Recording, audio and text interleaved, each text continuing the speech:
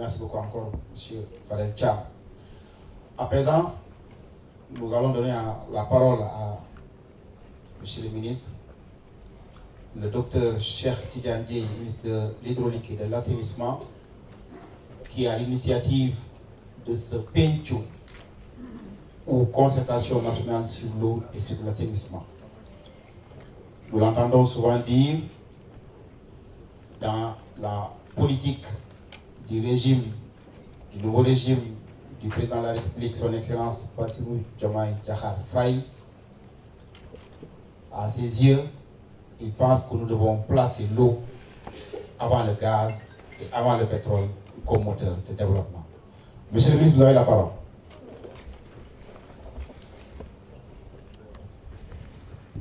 Merci beaucoup, Ndiaye.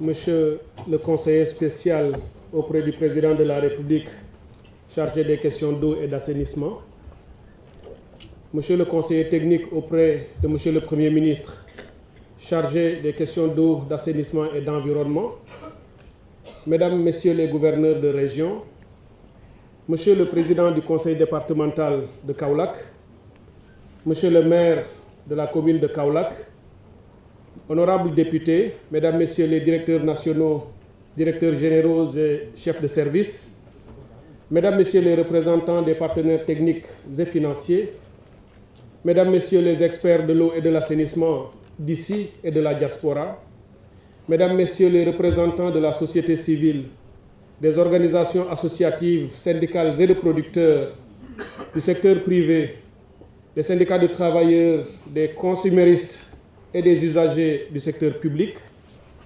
mesdames, messieurs les invités, tout protocole respecté. Permettez-moi tout d'abord d'adresser toute ma gratitude à son Excellence, Monsieur le Président Bassirou Diomaye Diakhar Faye, Président de la République du Sénégal, pour ce message d'une très grande symbolique qu'il nous a délivré. Nous sommes convaincus que son plus grand souhait était de venir prendre part personnellement à cette grande occasion au regard de l'intérêt qu'il accorde à ce secteur, et cela depuis son terroir de Ndiaganiao, où il s'est très tôt illustré et mobilisé pour un accès équitable aux liquides précieux au profit de ses concitoyens. Ces remerciements vont également à l'endroit de Monsieur le Premier ministre, Ousmane Sonko, qui nous a donné des instructions pertinentes afin que la politique de l'eau et de l'assainissement soit désormais inscrite dans une dynamique inclusive, adossée à une véritable logique de co-construction et s'appuyant sur le principe de subsidiarité. Cette démarche nous permettra alors à tous de penser l'eau globalement, mais d'agir localement. J'éprouve ainsi un grand plaisir à me retrouver aujourd'hui dans cette grande famille de l'eau et de l'assainissement, afin d'impulser un processus novateur qui somme comme un pacte solidaire pour l'action, que nous allons construire ensemble sur un socle robuste, bâti sur des concertations larges et démocratiques qui nous replongent d'ailleurs dans nos valeurs sociologiques autour du PENCH, qui est la déclinaison locale de ce concept agora sous la Grèce antique. Nous ne sommes pas sous l'arbre à palabres, nous sommes ici dans une case, c'est tout comme, c'est toute une symbolique. D'où ce concept de PENCH au PENCHO, qui pendant 3 jours, loin de Dakar et de nos bureaux, dans cette belle capitale du Saloum, nous allons donc mener des réflexions approfondies sur les contraintes, les priorités et les solutions durables pour jeter les bases d'une politique de l'eau centrée sur les attentes de tous les acteurs, tout en étant bien articulée avec les agendas régionaux et internationaux. Mesdames, Messieurs, avant de poursuivre mon propos, je voudrais dire un mot sur le choix de Kaolack. Ce choix innovant et audacieux, comme je l'ai dit à M. le maire tout à l'heure, au-delà de la centralité de sa commune, se justifie d'une part par notre souci de délocaliser certaines activités hors de Dakar afin de nous conformer déjà à la nouvelle vision basée sur les pôles territoires, mais d'autre part par l'ampleur des défis auxquels fait face Kaolack en matière d'assainissement et d'accès à l'eau potable de qualité et en quantité suffisante. Bien entendu, il a donné cet exemple qui parle de Kaolack dit parle de cette sorte de marqueur indélébile que vivent les populations de Kaolack, qu'il faut corriger dans les meilleurs délais. Mesdames et messieurs, cette précision étant faite, je rappelle que nos concertations nationales sur l'eau et l'assainissement se déroulent dans un contexte temporel, certes particulier, mais qui est bien choisi.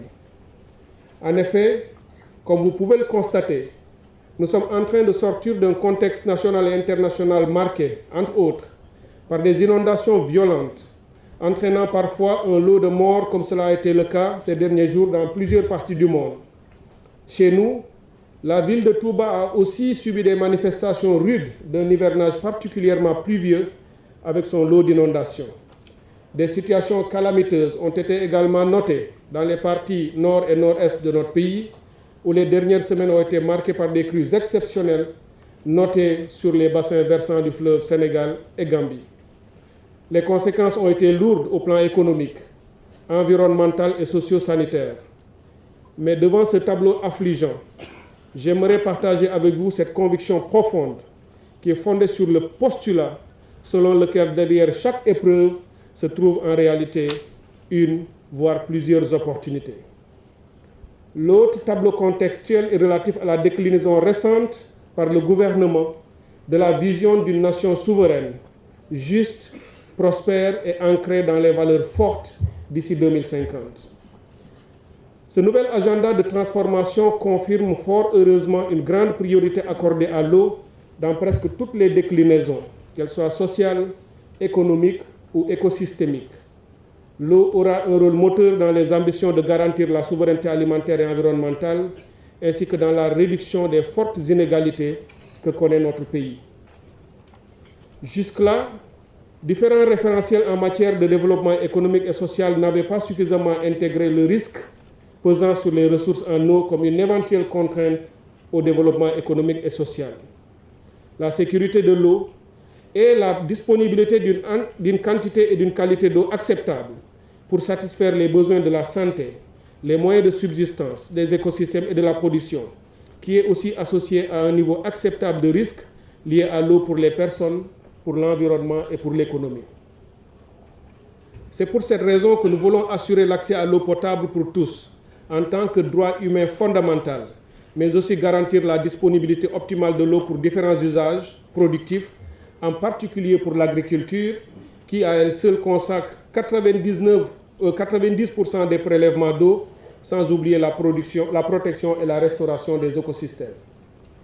Mesdames et messieurs, notre pays regorge certes de potentialités en eau en grande quantité, mais nous faisons aussi face à des contraintes de qualité de certaines ressources en eau souterraine. Nous devons donc innover et changer de paradigme dans nos stratégies de mobilisation. D'où la grande initiative des autoroutes de l'eau pour arroser tout le pays avec une eau en quantité et en qualité suffisante afin de promouvoir le nexus eau, énergie, environnement, alimentation et écosystème comme un socle pour promouvoir le développement durable du Sénégal. Les transferts d'eau portent sur d'abord le grand transfert du lac de Guiers vers le triangle Dakar-Mbour-Thiès, communément appelé le DMT, qui inclut cette première phase de transfert la ville de Touba. Mais il y a également les transferts d'eau du lac de Guiers vers le Ferlo, les transferts interbassins avec 3 branches allant du fleuve Gambie, notamment le barrage de Sambangalou, de la Koulountou et de Bakel, vers le bassin arachidier jusqu'à Thiès, avec notamment des transferts d'eau souterraine aussi, de l'axe Malem-Odar jusqu'à Sadio, pour ne citer que ces grands transferts. Il y en aura sans doute d'autres, puisque l'ambition que nous nourrissons pour cette problématique, elle est juste infinie. Alors qu'en matière de projets de valorisation, on peut aussi citer les aménagements des bassins du Nanija-Bolon, du Bao-Bolon, tout près d'ici, de Djikoy, mais également des mares de Bakel et des Marigots, ainsi que d'autres problématiques qui se feront jour au fur et à mesure un peu partout dans le pays. Ces grands projets nous permettront à terme de faire face aux réels problèmes de qualité physico-chimique dans certaines zones du pays, notamment le bassin arachidier où nous sommes aujourd'hui, mais également dans la zone sud-est, où la concentration de fluorure et de chlorure, mais également de salinité, ou encore de fer et même d'autres, sont au-delà des normes de l'Organisation mondiale de la santé. Sans compter bien entendu la pollution par les pesticides et métaux lourds dans certaines zones sur les eaux de surface, notamment au lac de Guiers et au niveau de la Falémé. Mesdames et messieurs, même si des avancées ont été enregistrées dans ce sous-secteur de l'assainissement, cela reste encore un problème important pour le pays, du fait entre autres d'un manque de ressources financières suffisantes pour assurer des investissements massifs et durables, l'exploitation et l'entretien correct des infrastructures de collecte et de traitement des eaux usées et domestiques, ainsi que des eaux pluviales.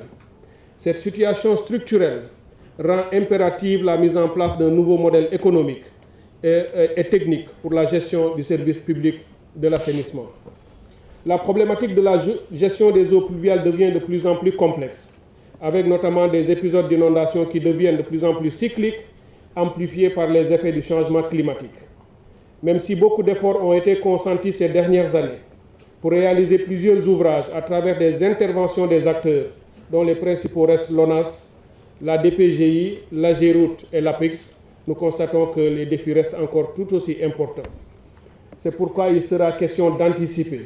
En sus de la poursuite des investissements sur les infrastructures, il faudra mettre l'accent sur la connaissance du risque et les nouvelles dynamiques seront davantage anticipatives, ainsi que des efforts qui seront mutualisés avec une plus grande place accordée à l'homme, conformément à l'appel des plus hautes autorités de mettre le citoyen au cœur de toutes les problématiques et au cœur de toutes les actions qui seront menées par les pouvoirs publics. Mesdames, Messieurs, en matière de gouvernance institutionnelle, des résultats satisfaisants ont été enregistrés dans la délégation de la gestion du service public de l'eau en milieu urbain. Il y a également des performances qui ont été en milieu rural, mais celles-ci restent moindres en ce qui concerne le milieu rural, bien entendu. L'évaluation de la réforme de l'hydraulique rurale a certes fait ressortir plusieurs préoccupations légitimes de la part des acteurs, sans oublier les efforts réels faits par l'OFOR et les délégations du secteur privé pour améliorer la qualité de service, mais il n'en demeure pas moins que des complaintes et des récriminations nous parviennent de plus en plus du terrain, notamment dans le monde rural. Nous aurons donc besoin de concertation avec ces différents acteurs pour ensemble lever les contraintes et permettre de faire des passages à l'échelle.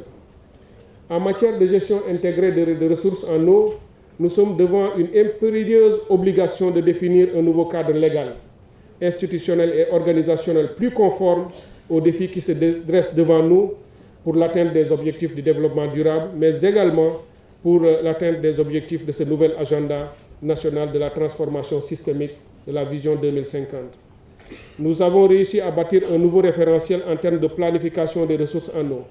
Il faudra maintenant rendre opérationnel ce référentiel, mais surtout le mettre en harmonie et en soutien à la démarche territoriale adoptée dans le cadre de la nouvelle vision pour faire porter le développement économique par les pôles territoires qui viennent tout juste d'être reconçus et remodélés par les pouvoirs publics. Nous aurons certes besoin de beaucoup d'investissements dans les infrastructures résilientes, mais aussi beaucoup d'innovation, beaucoup de technologie dans les financements, beaucoup de recherche et de formation, beaucoup de régulation pour permettre de soutenir les grandes avancées déjà notées avec l'aménagement d'un cadre institutionnel nouveau. Quelqu'un a parlé tout à l'heure de cette autorité de régulation du secteur de l'eau qui est déjà sur la table, mais dont nous voulions attendre la tenue de ces concertations pour pouvoir la peaufiner et la parachever avec qu'elle soit une autorité la plus inclusive, la plus ouverte et la plus participative possible. Nous devons aussi saisir les opportunités qui se présentent à nous et qui se trouvent dans la digitalisation et surtout la valorisation des multiples avantages de l'intelligence artificielle. Le message que M. le Président nous a adressé aujourd'hui depuis Dakar est une preuve de notre choix de profiter de ces outils technologiques pour pouvoir aller plus loin et sans doute quelquefois avec le moins de ressources possibles. La liste des défis est assez longue et pour les lever, nous sommes tous appelés à nous inscrire dans une démarche systémique, plaçant l'eau au cœur de son propre cycle, impliquant à chaque étape toutes les parties prenantes. Dans cette perspective, il est essentiel d'adopter une méthodologie inclusive, étant entendu que le secteur de l'eau intègre une multitude d'acteurs que sont entre autres le gouvernement bien entendu et les institutions publiques de manière générale, les collectivités territoriales, le secteur privé, la société civile, les organisations communautaires, les partenaires techniques et financiers, mais également le monde de la recherche, notamment les instituts de recherche et les universités.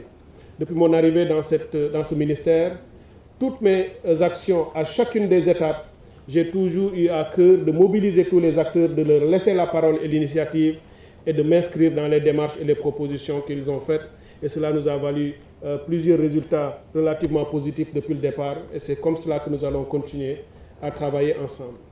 C'est pour cette raison que le ministère de l'Hydraulique et de l'Assainissement a tenu à organiser les présentes concertations nationales du secteur de l'eau et de l'assainissement en vue d'inscrire cette action dans la logique de l'inclusion, de la transparence, de la redevabilité et de la territorialisation. Et là-dessus, comme l'a dit ou demandé le représentant de la société civile, je puis vous garantir que la question de la redevabilité, de la transparence, de la subsidiarité, mais également du suivi et de l'évaluation constante multi-acteurs sera une démarche forte et actée à l'issue de nos concertations.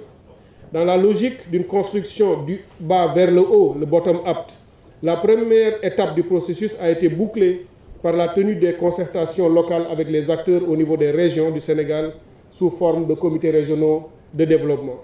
Et c'est ici pour moi l'occasion de féliciter l'ensemble des parties prenantes qui, au niveau des régions, ont déjà mené ces réflexions et nous ont fait parvenir leurs recommandations et leurs conclusions.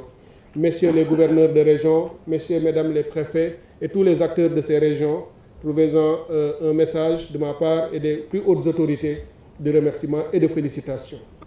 Mesdames, Messieurs, l'objectif de ces concertations sur l'eau et l'assainissement est de dresser un diagnostic participatif sur le secteur de l'eau et de l'assainissement, mais également de la gestion des ressources en eau, afin de proposer de nouvelles stratégies qui soient optimales pour la prise en charge durable de nos objectifs sectoriels de développement. À l'issue des présentes assises, le ministère de l'Hydraulique et de l'Assainissement pourra ainsi consolider les réflexions et les contributions pour les besoins d'une élaboration ou de l'élaboration d'une nouvelle lettre de politique sectorielle, arrimée à un plan d'action prioritaire 2025-2029 qui elle-même est adossée à la stratégie nationale de développement ainsi qu'aux politiques et stratégies régionales et internationales qui définissent d'ores et déjà les orientations et les principes d'action majeurs.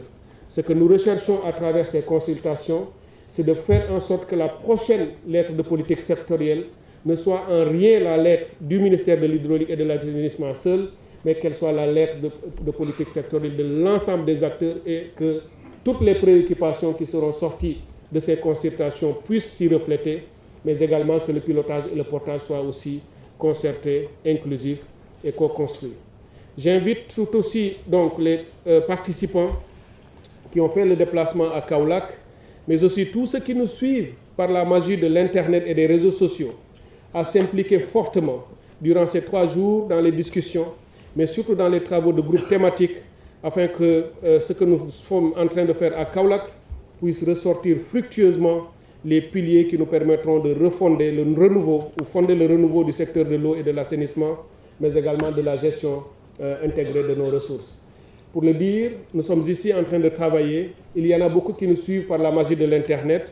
Et rien que le travail préalable qui a été fait nous a permis de voir que le site dédié par le ministère et qui a fait une sorte d'enquête relative à ces concertations nous a permis d'atteindre des statistiques assez importantes.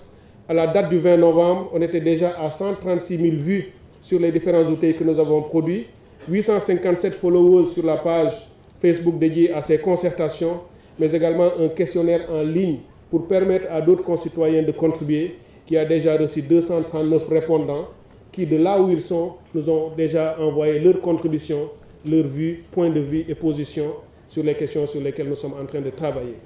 Un portail est également dédié à l'événement sur le site du ministère, avec un bulletin d'information qui pourra être partagé grâce à une newsletter intégrée à ce site.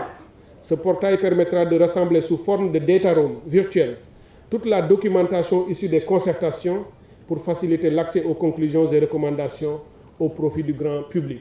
Quelle que soit la qualité de ce que nous ferons dans cette salle, si les Sénégalais ne sont pas au courant, ne savent pas qu'est-ce que nous avons décidé et qu'est-ce que nous avons voulu faire ensemble, aura un manque, un goût d'inachevé. C'est la raison pour laquelle nous ferons tout pour que de partout où ils sont, y compris dans certaines langues nationales, les Sénégalais puissent avoir accès à nos conclusions et à nos recommandations. Tout ceci pour vous dire que j'attends beaucoup de nos concertations, au sortir desquelles nous devrons nous accorder sur la direction à suivre, sur les objectifs comme sur la façon d'y arriver. Nous allons décider ce qu'il faudra faire ensemble, Nous allons décider ensemble comment le faire et nous allons décider ensemble de comment il faudra le suivre, il faudra l'évaluer, l'ajuster, l'améliorer et le corriger au besoin sous le sceau de ce fameux Djoubanti que les pouvoirs publics ou les plus hautes autorités ont mis comme nouveau viatique pour conduire les politiques publiques. J'aimerais donc, pour finir, nous dire que le diagnostic auquel nous allons faire ensemble doit être un diagnostic sans complaisance. Les débats doivent rester ouverts et inclusifs. Il n'y aura aucune barrière, quelle que soit la catégorie socio-professionnelle que vous représentez ici. Sachez que vous avez la liberté totale d'exprimer ce que vous avez à dire, de le dire dans le langage qui est le vôtre, de le dire dans la façon la plus constructive et la plus productive possible, afin que nos solutions et nos recommandations soient les plus pertinentes et les plus franches possibles dans un état d'esprit qui nous permettra d'avancer. Mesdames, Messieurs, avant de clore mon propos, je voudrais remercier les populations et les autorités de Kaolack. Monsieur le maire, soyez-en remerciés. À travers vous, je remercie toute la population de la commune. Monsieur le président du conseil départemental, je remercie tout le département. Et à travers vous deux, je remercie toutes les communautés et toutes les populations de notre pays qui, comme je l'ai dit dans les régions, ont déjà mené ce type de concertation. Je remercie également monsieur le gouverneur de la région et l'ensemble des autres gouverneurs qui nous ont rejoints, mais aussi tous les acteurs et toutes les parties prenantes qui ont fait le déplacement de Kaolack. Et je suis sûr que la qualité de nos réflexions ici pendant 3 jours nous permettra d'avoir une politique qui soit parmi les plus pertinentes de l'histoire de notre pays. Pour en venir à vous, chères participantes et participants, je me réjouis infiniment de votre présence, qui témoigne de l'intérêt que vous accordez à nos délibérations. Je voudrais avoir une pensée pour tous les autres, ce sont des milliers, qui auraient voulu être avec nous dans cette salle. Malheureusement, les contraintes d'ordre logistique et organisationnel ne nous permettent pas d'avoir un nombre beaucoup plus important que ceci. Mais je suis sûr que quand on parle d'eau et d'assainissement, chaque Sénégalais aurait voulu donner son point de vue. Mais comme je l'ai dit, par la magie des réseaux sociaux et de l'Internet, certains contribueront, mais on fera en sorte que les prochaines, nous ayons des opportunités d'avoir une logistique un peu plus grande. C'est déjà une très belle salle ici, et de réceptifs agréables. Et j'espère que tout cela nous inspirera à avoir des réflexions profondes pour pouvoir faire un travail de qualité. J'aimerais vous remercier au nom de tout le ministère, au nom du président de la République et de monsieur le Premier ministre, vous dire que nous apprécions infiniment votre présence. Ce n'est pas évident de se déplacer en milieu de semaine, mais ça témoigne de l'intérêt que vous accordez à nos travaux et à ce que nous avons en partage, cette ressource eau qui, je le dis pour le répéter, est pour moi, et ça n'engage que le ministère bien entendu, mes autres collègues ne seront pas d'accord, c'est toujours plus important que le pétrole et le gaz. Deuxièmement, j'ai toujours dit que dans la ressource eau et sa gestion, il faut que nous voyions toujours le verre à moitié plein plutôt qu'à moitié vide. Cela veut dire que nous ne devons jamais nous satisfaire et nous conforter en nous disant que nous l'avons déjà fait. Faire un forage pour moi, c'est rien du tout s'il en reste 100. S'il faut en faire 100 et que nous en avons réalisé 90, les 10 restants, de mon point de vue, sont plus importants que les 90 que nous n'avons pas fait. Parce que lorsque nous parcourons notre pays, et il n'y a pas plus d'une semaine, j'ai été un peu partout pour les besoins de la campagne. Je le dis ici au Médina Yoro Fula, que j'ai visité tard dans la nuit. Une zone, j'ai croisé des populations. Lorsque l'imam du village de Touba Tcheken m'a vu et qu'on m'a présenté pour lui dire c'est le ministre de l'hydraulique, il m'a dit s'il y a un homme important dans ce pays, le plus important c'est vous, monsieur le ministre. Vous devriez descendre de votre véhicule pour que je vous parle. Il m'a saisi la main pour me dire nous n'avons même pas besoin d'eau pour nous laver. Nous en avons besoin juste pour boire.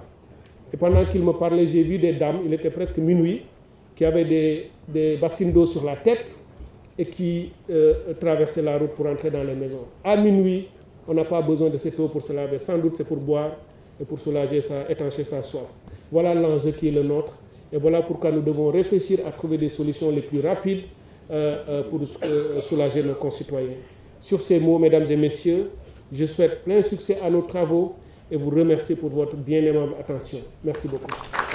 Merci beaucoup, monsieur le ministre, Dr Cheikh Tidiane Dièye. Merci pour cet état d'esprit, merci pour cette ouverture, merci également pour ce courage d'avoir convoqué ces concertations nationales sur l'eau et sur l'assainissement. Vous avez rappelé la priorité à accorder par le président de la République et son premier ministre au secteur de l'eau et à l'assainissement. Vous avez également rappelé le processus novateur dans la construction, la concertation que vous avez appelé